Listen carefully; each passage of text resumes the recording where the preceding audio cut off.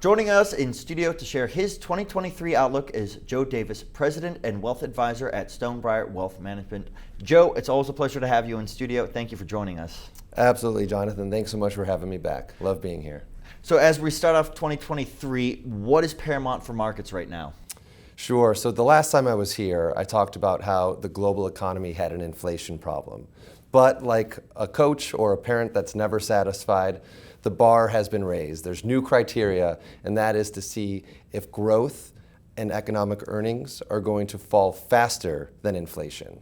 So we did see that inflation had a good start to the year. It met expectations.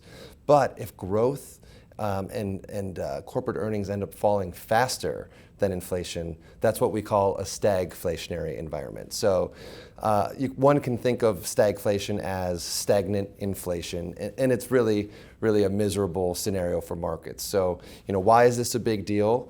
If earnings are hurting and economic growth is also falling, the Fed won't be able to pivot if inflation stays stubbornly high.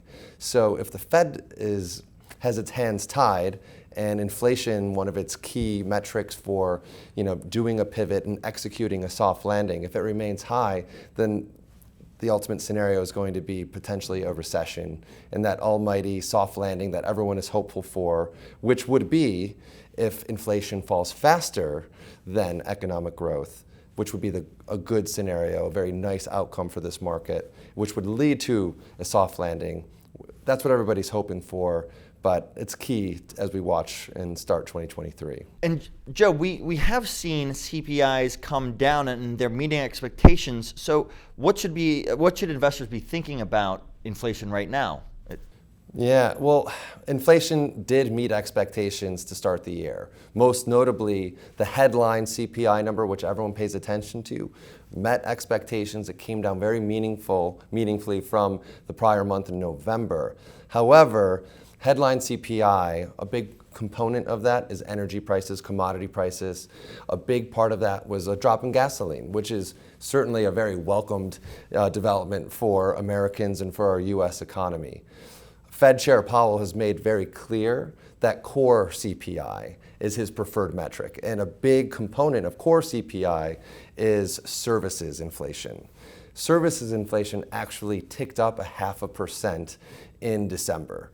So although we'll certainly welcome the news that inflation is coming down from a headline standpoint, we really need to see that stubborn services inflation come down further before we can feel comfortable that Fed Chair Powell will back off his hawkish rhetoric and allow for markets to essentially rebound from last year. Stonebriar Wealth Management, advisors for your life.